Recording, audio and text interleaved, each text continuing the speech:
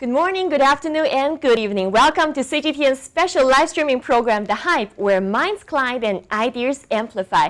I'm your host, Zhang Zhenyi, coming to you live from China's capital, Beijing City. This year marks the 80th anniversary of the establishment of the United Nations. World leaders are gathering at the UN headquarters in New York City for High-Level Week to discuss pressing global challenges, including poverty, which is also the topic we're going to discuss today in this live stream. But before we dig in, I'd like to introduce four of our amazing guests who are joining us from both online and from the studio. Shall we start with you, Tina? Okay, hi guys, hi everyone. I am Tina, or you can just call me Huang Yajing. Well, it's up to you. Okay, so now let's use Tina. And I'm a host, I'm a blogger, and I also do some comedy shows.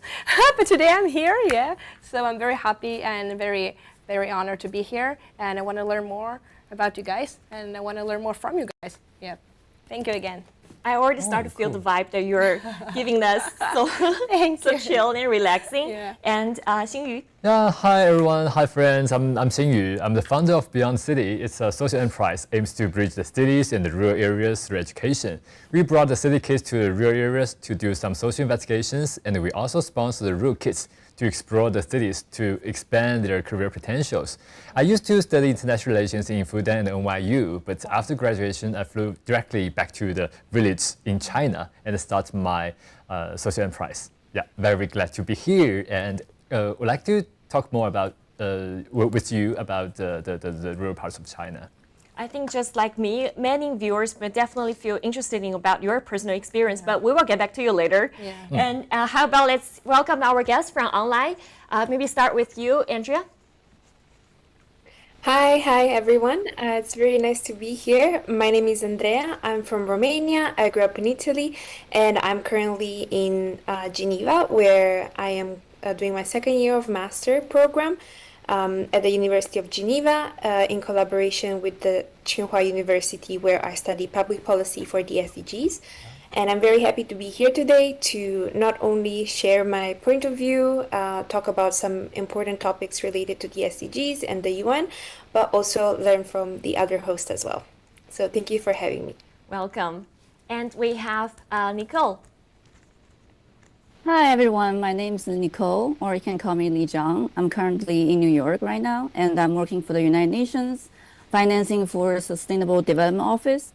So I'm very happy to be able to have this opportunity to participate in this live show about poverty alleviation.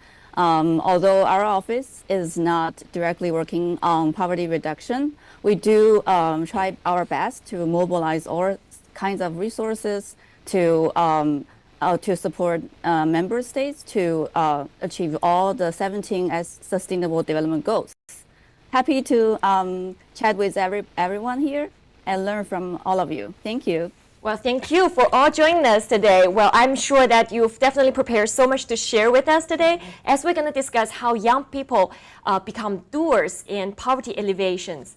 Well, 10 years ago, world leaders gathered at the United Nations and made an unprecedented commitment, which is to leave no one behind and to transform our world by 2030. The 2030 Agenda for Sustainable Development came into being, and alongside with it, there are the 17 Sustainable Development Goals, which are known as the SDGs. And Andrea, I know one of the directions and major that you're studying about is SDGs. Can you explain to us what are the core content of the SDGs and why are SDGs so important to us? Yes, so thank you very much for the question. So basically what the SDGs stand for are the Sustainable Development Goals, which were a framework that was initially created in 2015, but it was not something new. It was an upgrade from the Millennium Development Goals that were created in the 2000s at the UN headquarters in New York. And now in 2015, they started reanalyzing what the issues that the world and humanity is going through, and they decided to expand the scope of the goals in order to make them more directed and targeted. And every SDG has its own individual targets with which countries and the UN are able to track the development and the current status of each SDG. They are a great framework, I think, overall to understand, to have a good direction of development, not only economic, but also in terms of climate change, in terms of education, in terms of fair work, equality. So they are very comprehensive, and they give countries kind of a tool and a target and a measurement on what areas to work on and focus on through various projects. Now, there is a lot of debate on whether they work or they don't. I think that this answer depends on who you are asking. In some ways, they are very Western-centered goals still, and they are based on Western values of growth and development. For some countries, however, they might be a great target and a great way of calling to action for certain areas, especially poverty and economic growth. But then, so for some ways, they are a great tool and a great roadmap and a good way for incentivizing certain actors and stakeholders to take action. At the same time, they need more updates and to be more targeted, let's say, more than they are now. And I know that in 2027, right before the 2030th milestones, they will already start working on updated targets and goals for the upcoming century, upcoming decades, let's say. And what I think is really important to note is that right now the UN released a Sustainable Development Goal report stating that only 35% of the SDG targets are on track or are making moderate progress. In a way, this sounds like a very small number, but considering that it would be either this or nothing, I think we are moving forward quite okay. But it's probably a good wake-up call for the SDGs to be reformed, to be shifted a bit, and also to maybe focus on how we grow and what is economic development and what is climate action per se. How can these two things go hand in hand? Because sometimes maybe a few people argue that they don't really go hand in hand. So that is up for debate and for questions, but this is kind of the overview of the SDGs. Thank you, Andrea, for the them. well explanations to not only just to us, but to all our audience about what SDG are. And also, I really like that you put so much diverse angles to tell us what different part of the world, what kind of different people are viewing these SDGs. And among the 17 SDGs, no poverty is placed as the top priority. No. So Xingyu, as a Chinese youth representative of the UN Economic and Social Council, can you tell us why is no poverty such a severe issue that we need to tackle? And is there any challenges the world is facing right now? Yeah, thank you for the question. And the current international standard for the extreme poverty is about $2.15 per day. And please take a guess. How many people nowadays around over the world still living under this poverty line? Well, a lot of. It must be. Yeah. I think Nicole and Andrea maybe knows the correct answer, but maybe you Like two can billions? guess. I don't know, millions, billions. I will go also with Yeah. millions. 800 millions. 800. 800 millions. Yeah, 800 million. Wow. It's about 10% of the total population Wow. in this world. That's a huge number, yeah. And what is even worse is that the number of the population under the poverty line is rising because of the COVID-19 pandemic. And the food price is rising, and the disruption of the infrastructures. So after decades of the decline of the poverty population, these days the poverty population is still rising. So it's the current situations we are facing, and it's why maybe the SDG one is so hard to tackle. Yeah, I think Andrew maybe will agree with me. Yeah. Well, after hearing what you said, it really gave me goosebumps and Yeah. made me realize like what tough situation it is right now about this severity of this issue. And even though the challenges are still out there, I'm sure that UN has been taking countless and non-stop effort and actions towards this issue. So Nicole, could you please tell us what kind of role, in your opinion, has the UN been playing in poverty alleviation, and what are the effectiveness so far?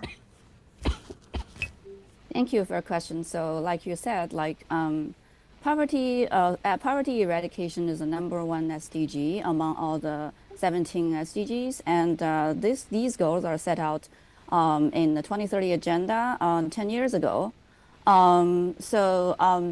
This goal is very fundamental to all the other goals. And it does not only means that poverty does not only mean that you are lacking resources to make a basic living. It also pertains to people's rights to survival or even development. For the UN, the first function of the UN is, of course, to acting as a global negotiation table to bringing all member states and their leaders to discuss their policy framework and their challenges, their best practices, and to share with each other and to adopt some landmark agreements. We are very, as we all know, the 2030 agenda is very well known, and such as the other agreements like Paris Agreement, as well as the Millennium Sustainable Development Goals, which is adopted in 2000. And all these efforts the UN taken is to probably to adjust as a global development cooperation agenda and try to prioritize poverty reduction as a top priority, and to mobilize all kinds of resources, both from member states or from international institutions, as well as from private sector, and all kinds of resources to help these countries to achieve the sustainable development. And another function that the UN has been playing is that we all know that the UN was created 80 years ago upon the scourge of the Second World War. And, so at that time, the primary mandate of the United Nations was to save people's lives. And throughout the years, UN has been really delivering a lot of humanitarian assistance to those in need, especially those in conflict zones and those struck by disasters. So I think this is some very prerequisite to our efforts to alleviating or reduce poverty or achieve any other sustainable development goals.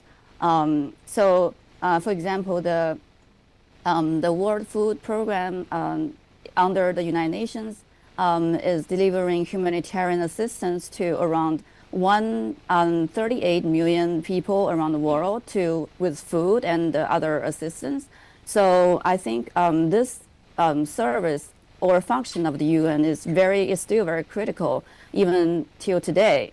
So of course, like Andrea, and you said that there are also some challenges in achieving also all the SDGs, and especially the poverty reduction. Yes, of course. And according to the report, there are 18% of the targets are also showing trend of reverse. So that's why we are here. We really need to do our best to bridge the gap, because we are only 5 years away from the 2030 milestone, and the clock is ticking. But on the other side, I mean, the international community has already made great achievements in reducing poverty. For example, there are already 1.5 billion people have escaped from extreme poverty from 1990 to 2022. And also over half of the world population has got some form of social protection. And so these are really good news and great achievements that the world has achieved. Thank you. Thank you so much for such in-depth and comprehensive sharing, and tell us so much more about what UN has been playing, what kind of role that we need, why is it we need UN in our world more than ever. Just earlier this month, Chinese President Xi Jinping put forward the Global Governance Initiative at the SCO Summit in Tianjin. So, Nicole, my question is again to you that, in your opinion, what kind of significance or importance does this initiative can provide to the world and to the realization of UN's SDGs? Thank you. Sorry. Thank you. So, the 80th UN General Assembly is still going on in New York right now. And the Global Governance Initiative is actually presented by many senior levels from the Chinese government. And I think the Chinese President, Mr. Xi, has proposed it in a very critical time as the UN is commemorating its 80th anniversary. It is also supported and highly appreciated by senior level of the United Nations, including the Secretary General of the UN, Mr. Guterres, and many other, like the head of the peacekeeping operation and head of economic development affairs. They all think that this initiative sends message to support UN's central role in international system, and as well as to strengthen multilateralism, which is very urgently needed at this day and time, because we are facing so many interlinked and multifaceted challenges that cannot be solved by any one nation. So we really need that kind of partnership, cooperation, and solidarity among all member states and among everybody to support the global governance and to make it more inclusive and fairer, and so that we can achieve the 2030 agenda and on time and for a better future. Also, we know that China has really contributed a lot to the global governance during the past years. For example, 4 years, China already launched the Global Development Initiative, and so far it has already mobilized 23 billion USD for the Global South through cooperation with more than 1,800 countries. So I think this is really means that China is not only proposing initiative, it is also translating those words into actions. And just like a few days ago, yesterday, Chinese Premier Mr. Li Qiang has unveiled some plans, including to establish a Sustainable Development Center in Shanghai to further facilitate the cooperation between UN and China. So this is a synergy between UN solutions and China's wisdom. And UN has, in return, UN has also adopted the proposal to establish a task force to leverage partnerships to further give back to countries, including China, and also to support its achievement in making sustainable development a reality. So these cooperation, these initiative means that although there were some questions about the current global order and structure, countries are making efforts to make a better world and try to make a reform to the current system. And so we do need every country to work together, and so that we can move forward after the 80th anniversary of the United Nations. Thank you. Thank you, Nicole. That's very well said and very well explanation about why is the GGI, the Global Governance Initiative, so important, and how come this GGI, along with the UN, can better promote the world into a better place. And we will get back to you pretty soon, Nicole. And now we want to talk about, along these years, over the years of exploration of poverty alleviation, different countries have their own methods and their own experience. And China, among them has done a very remarkable achievements and results. And I think China's story worth to be telling to the world. And Tina, as a media professional and also a reporter who's been covering China stories for so many years, is there any stories or experience that impressed you the most or you like to share with us? Yeah, sure. Let me see. Actually, there are so many villages, but there's one village that left a very deep impression on me. It's called Xuanyacun, the Cliff Village. It's in Sichuan province in Daliangshan. So back in 2020, me and my crew, we spent 4.5 hours, to climb ladders like this. 4.5 hours. Yeah, 4.5 hours. That was 2,500-ish ladders. Wow. Just to get up to the cliff village. And the life there was very tough, not because of the road, not because of the ladders, because they replaced them with the steel ones, but before that there was the wooden ones. It was very, very hard. It's a hard life. But the story what's happening there is the local government, they helped the villagers. They were relocating them down the mountains and offering them new apartments, modern ones. So things like just going to school or go to see a doctor, it wasn't a problem anymore. But the exciting part is the old village, it's still alive, because it became a travel spot. It became a trending spot, for everyone. There's cafes and there's some Airbnbs, so that means there are more opportunities and more hope, more jobs. Yeah. Wow. So I think this village is a very, very powerful example, for me. Wow. I think Xuanyacun. I really like what you just shared with us is that we're not just moving those people to a different place to live. We're also offering them jobs. Yes, exactly. What's very, very fascinating about important. this whole thing. Yeah. And I think the Cliff Village is just a typical case of China's targeted poverty alleviation.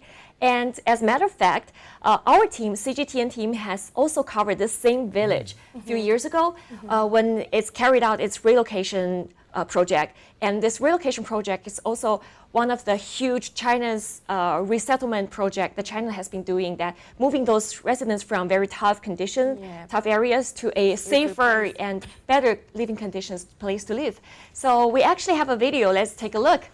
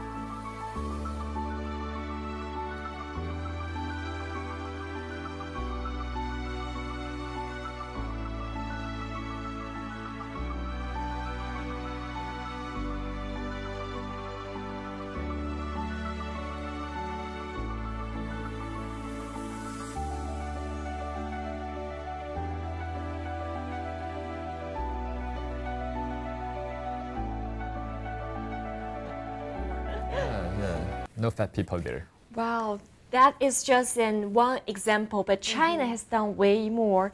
While China achieved its poverty alleviation goal 10 years ahead of UN schedule and contributing to 70% of the poverty alleviation across the world. And we actually have some data to show you. Well, we can see that since the 18th CPC National Congress in 2012, that Chinese government has helped 98.99 million people out of poverty. And let's move forward.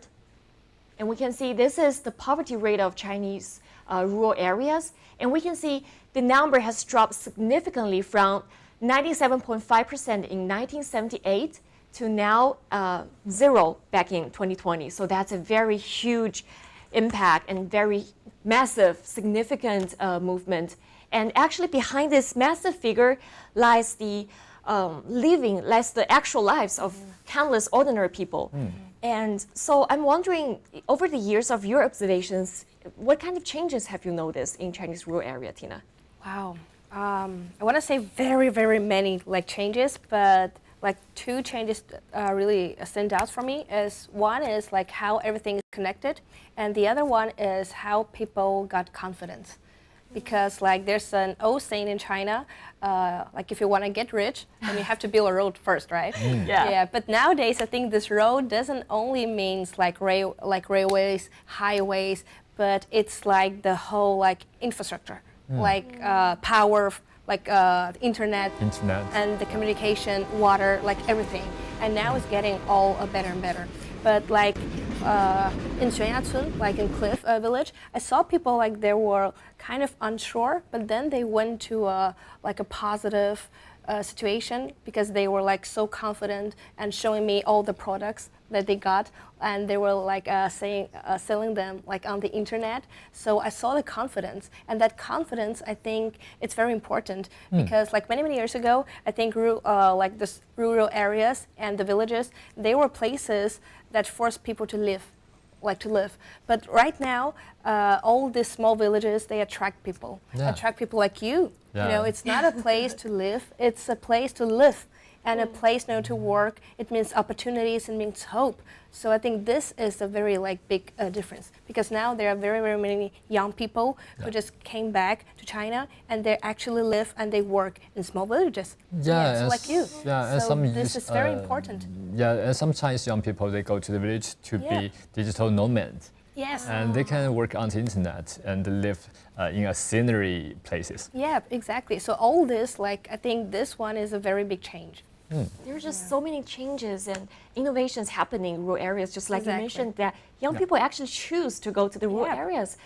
And at the same time, they get jobs there. They can do what the maybe 10 or 2 decades ago that people cannot even imagine what would happen there. Exactly. Well, I think China definitely has been achieving a lot recent years, and Nicole, China is also the first developing country to achieve the poverty alleviation goal. So in your opinion, is there any methods or measures that played a significant role in China's achievements? And can we provide any reference to other developing countries or other South countries? Yeah, of course. I mean, like you said, I think the Xuanya village is really a good example of China's efforts at the grassroots or at the local level. So I think what contributed to China's success in poverty eradication is that firstly, it has a very strong determination and very thorough policy from top to the last mile. And so for example, like you mentioned that China has launched its targeted poverty alleviation program a decade ago, and also China has invested hugely in public investment in infrastructure, in education, and to secure people's employment and increase their income, as well as to secure social safety net, especially for those vulnerable groups like the rural population and the women.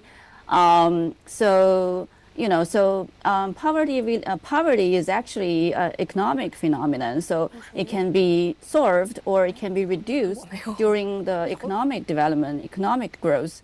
And we all know that China has been working on a broad-based economic transformation, which contributed to the to open more economic opportunities and to develop the science and innovation and technology, which can be which can help the rural area to develop and to be more revitalized, as well as to integrate the rural-urban development and bridge the gaps. So I think these measures are China's are secrets to China's success. And also, there is a coordinated efforts with all stakeholders, from the top to the local governments, and from domestically and internationally. For example, with UN and other international organizations. For example, China has launched a Poverty Alleviation Center in collaboration with UNDP. So, so these are the methods that China have taken to achieve this massive success in alleviation poverty. And definitely, these principles are very fundamental to develop economy for any country. And how do you alleviate poverty? The first thing you need is still resources, or simply put, you need money to raise people out of poverty, to increase their income, and to create more jobs. So, so definitely, so there needs to be a very strong policy and implementation at the last mile. And also, that's why we are calling for a fairer international financial system to allow for more concessional financing to support countries with these services for the public good. Yeah, so I think these are all translatable to other countries. And China is really helping ASEAN countries and African countries to develop their local infrastructure and to help grow their local economy. And so I think this really means that, so we can really learn from China's experience and help to contribute to the poverty alleviation at the global level. Thank you so much, Nicole. And we talk about policies, and now let's zoom in a little bit. Let's talk about human. Well, Xinyu, I know that many people, even me, are so interested in your experience. Like, I know that you've devoted yourself so many years in the rural revitalization work. So could you share with us about your experience and why did you choose to start with your career in rural areas? Yeah, many people are so curious about my experience, and actually I was born in Shanghai, but not in the urban parts, but in the countryside. So I'm very curious about the gap between the countryside and the urban parts. So I decided to do some social investigations after my graduation. And this year is the 8th year for my venture. And I find, and my social enterprise, we are doing 4 parts of the works in the rural areas. Yeah, one is to take the city kids to the rural areas to do social investigations, and the other part is to sponsor rural kids to explore the cities. And also, we run coffee plantations in Yunnan province, in Pu'er, in the city of Pu'er. And also, we established a incubator in Chengdu to let some like local factories or rural factories to have some sales spots in the cities. And among these experiments or among these ventures, I found that the countryside is growing because of people, especially young people. Yeah. If young people is like to devote their lives or their time into rural revitalization stuffs, then the villages will rise rapidly. Exactly. Yeah. Like, how can you get like innovation without young people? Yeah. So yeah. Exactly. And I'm curious, since I don't have much field research in the rural area of China, I'm curious, like over the years of your work, is there any new insights you gain from the work? And also, is there any, like, besides, for example, besides material support, is there any other aspect that we need to pay attention to? Yeah, long story short, I feel that the market is always in the cities and on the internet. Yeah, so maybe you're running a factory in the fields, but you should still maybe look for or to put more efforts to have your market in the cities and on the internet. Wow. Okay, that's very, E-commerce and stuff, yeah. yeah. And now we've heard some angles like from entrepreneurs like you. We know that the power of students can never be underestimated in this cause. So Andrea, I know that you are a award winner of the 2025 Tsinghua University Latin America Poverty Alleviation Camp. Can you introduce to us what is your project, what's your proposal, and we're curious. All right, thank you very much for the question. This is actually a really great milestone for me, participating in the Tsinghua Challenge for poverty reduction in South America. I think it was overall a great opportunity. Not only to learn about poverty in South America, but also on how to critically think about these issues and explore with locals about the issues and how to try to solve them. While our winning idea is just a concept, we are trying to work on the implementation right now, because we have a lot of, in my amazing team, we are very excited to make it happen, and we are working with local organizations and governments to try and make it happen. But basically, when we're looking at different issues of Brazil and specifically, we were trying to understand, first of all, what are the issues that small farm holders are having, and why the reason why we focus on small farm holders is because they're often the ones that are being overlooked. And second of all, we were also trying to focus on climate-friendly solutions, because I don't know if you remember before I said a lot of the SDG targets and poverty alleviation opportunities and projects, they try to focus a lot on economic growth.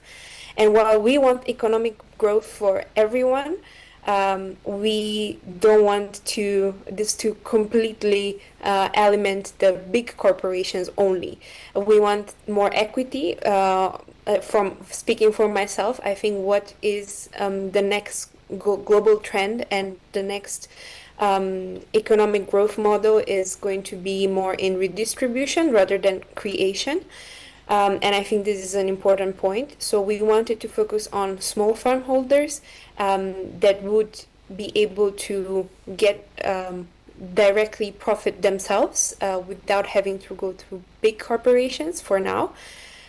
So our idea, now let's getting to the point, but our idea is a subscription-based model where small farm holders would be able to have their own agrivoltaics in their farms.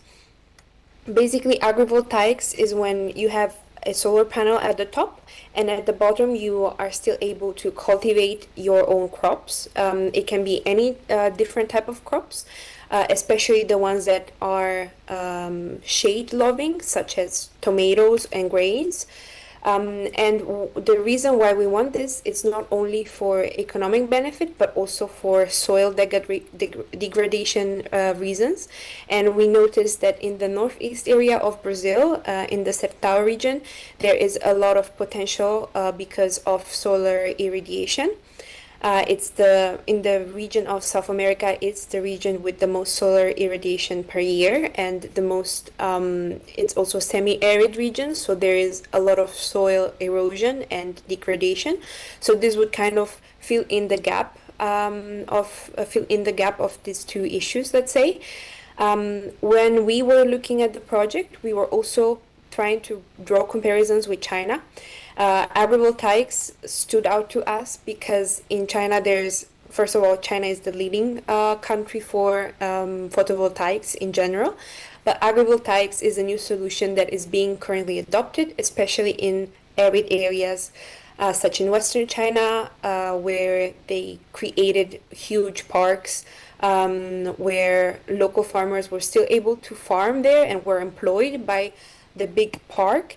And at the same time, the local government was able to sell and redistribute the energy to the community around. So it was a win-win situation for the local government, the people living around the agrivoltaics park, and also created other types of income for the local government and the locals per se. There's also this, I think this only works in China, but they did a lot of ecotourism initiatives, which also brought new ways of income for the locals.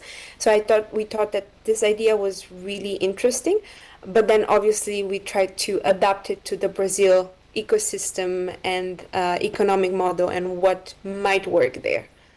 So yes, that's kind of the overview of the project. I really like your proposal and your project is that on the way to reduce poverty, you're not only care about the economic aspect, economic value, you also care so much about the environmental friendly aspect.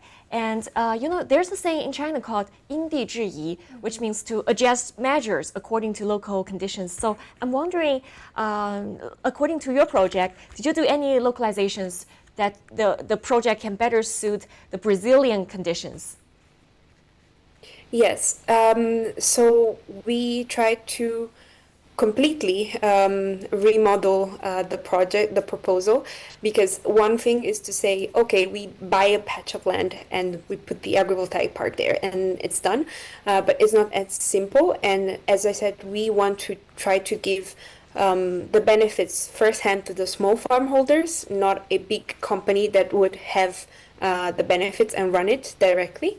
So we went with the model of, okay, small farm holders have their own operations and everything, and then they have this supplement, which is the agrivoltaics. So they wouldn't have huge extensive camps of photovoltaics and that they are able to cultivate under, but they would have smaller size agrivoltaics on their own land.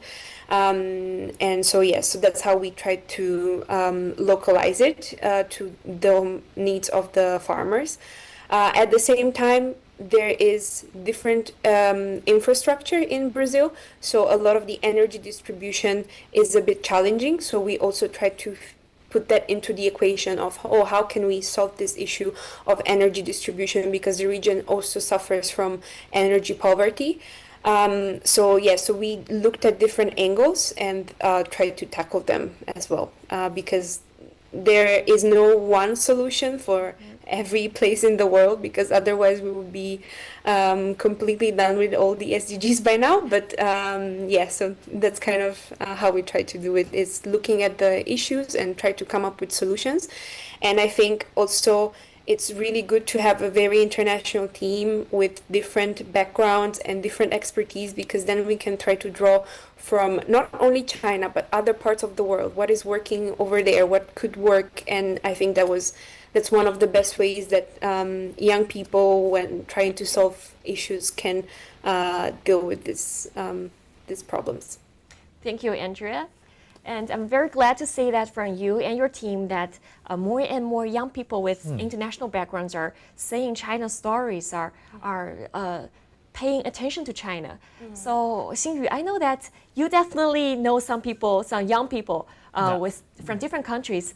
So are they interested in China's stories in whether it's poverty alleviation or rural revitalizations? And if they're interested, what topic that they care the most, or they feel curious the most? I've attended several international conferences and meet many international folks who have interest in the poverty alleviation stuff.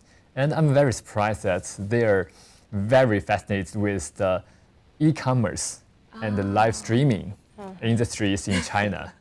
And they think that bridge the gap between the rural parts and the urban areas, and using this e-commerce and live streaming is so convenient. And do you know how much is 1 kilogram of the coffee beans in the field?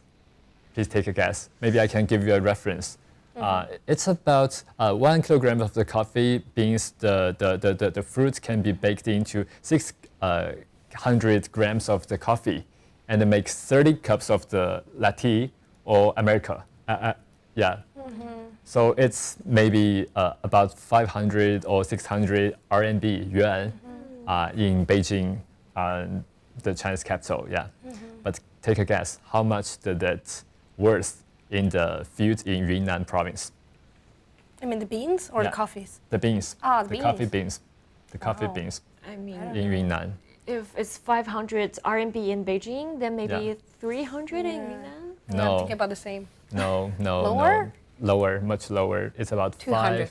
five yuan in Yunnan. 5 yuan. 5 yuan in That's Yunnan. less than $1. Yeah, Wow. less than For $1. 1 kilogram? Wow. For 1 kilogram. I'm hurt. That, Yeah. okay, I know where I should Yeah. to get my coffee beans now. Wow, Yes, yeah. so that's why the place where plant the coffee beans are poor, and maybe the place where consume the coffee Yeah. are rich places. Yeah. So that's why we maybe can use the e-commerce and the live streaming to narrow the gap between the rural parts and the social urban parts.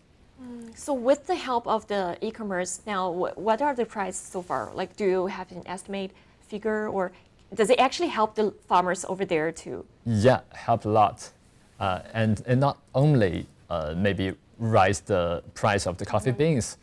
There's also many like econ tourism, as Andreas has mentioned, that many young people in the cities they come to Yunnan and to go to the coffee plantations and to spend their time there.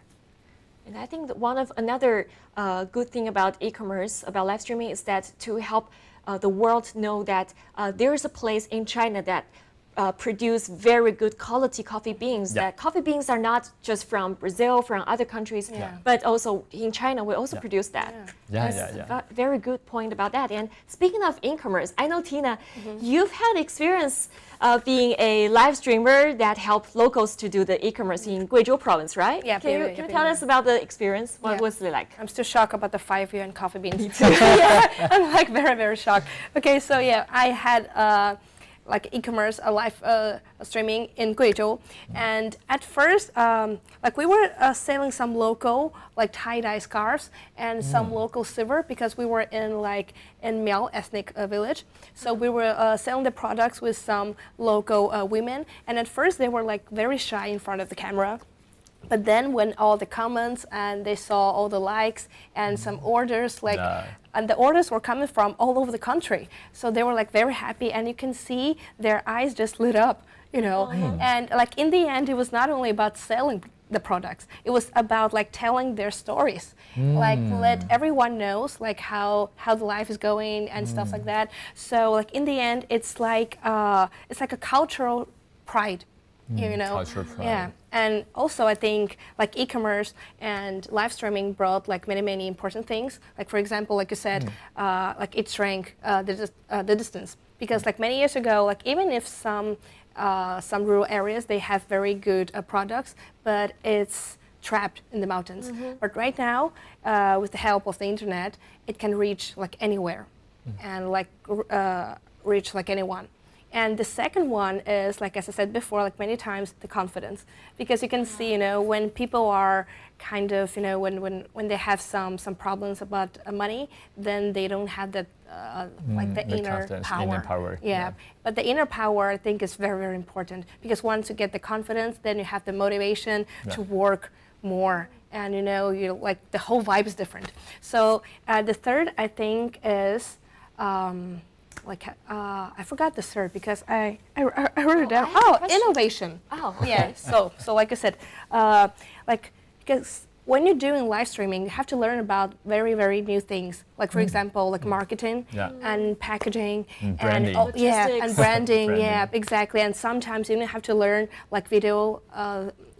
Like editing, yeah. So I think like even if some young people they won't be able to work in their villages, but with this experience and with all the skills like this, they can still be working in some related fields, like in the future. Like even if they got out of the mountain, even if they like get into some big cities, but once they wanna go back to the village, they're already there because they got the skills and they got the experience.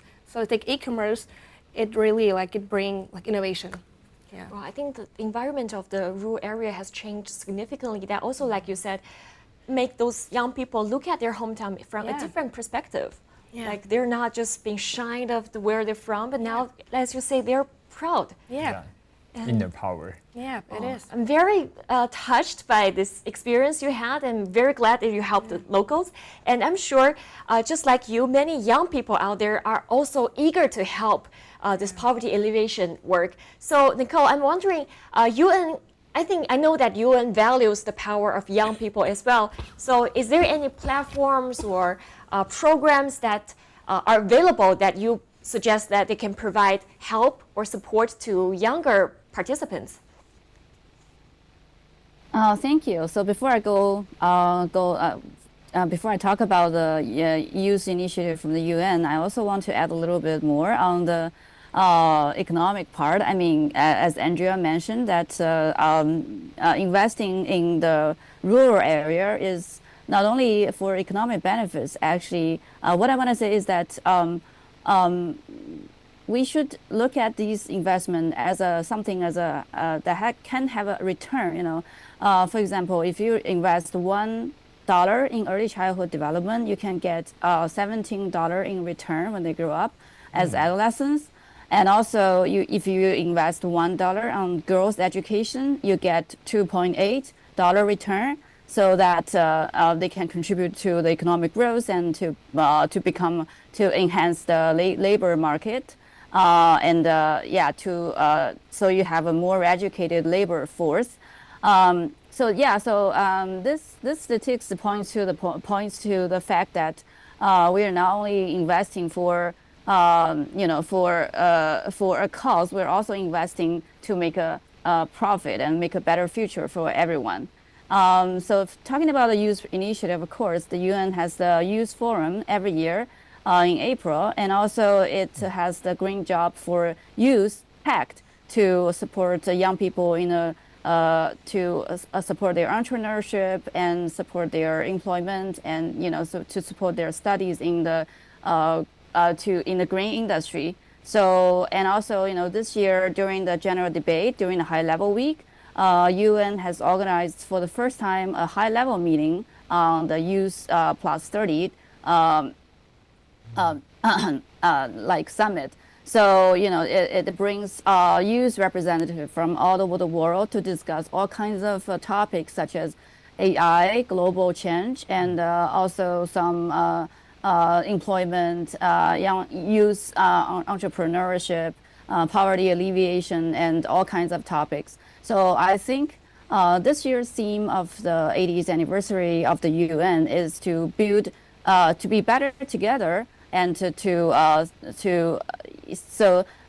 which called for a more inclusive and transparent future for everybody. So I think young people will definitely be the next generation policymaker. Of course, they're not only next gen; they're already making policy, making decision in many key global issues. So I think let's be hopeful and be positive, and to look forward to more contribution from the younger generation. And it's very inspirational to hear all the stories from you guys. And I hope that I can be able to join you and to go back to the field of China and to contribute my power, my knowledge to the poverty alleviation efforts in the country. Well, that's very well said, Nicole. I mean, you here being our guest and sharing with all the insights you got from the field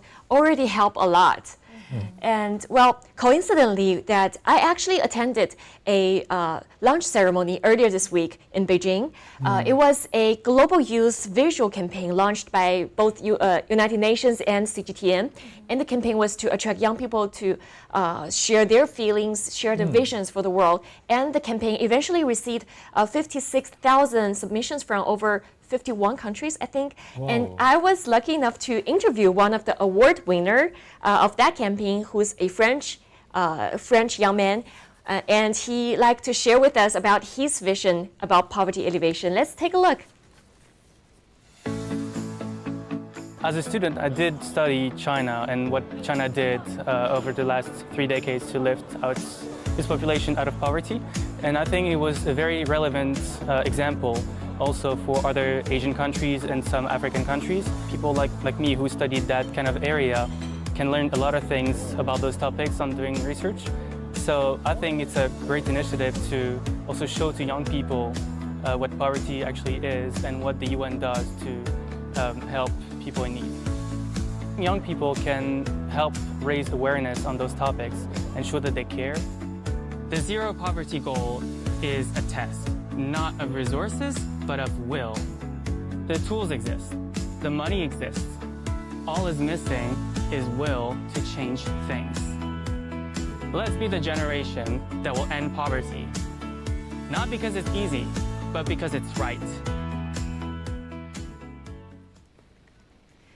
And Andrea, I know that earlier you told me before that being a young people, when participating in poverty alleviation work, sometimes we will run into some difficulties or challenges like lack of money, lack of resources, lack of gardens, etc. So being a student, being a young person, is there any hope or is there any help you like to get from the society, from the world, to better serve this cause?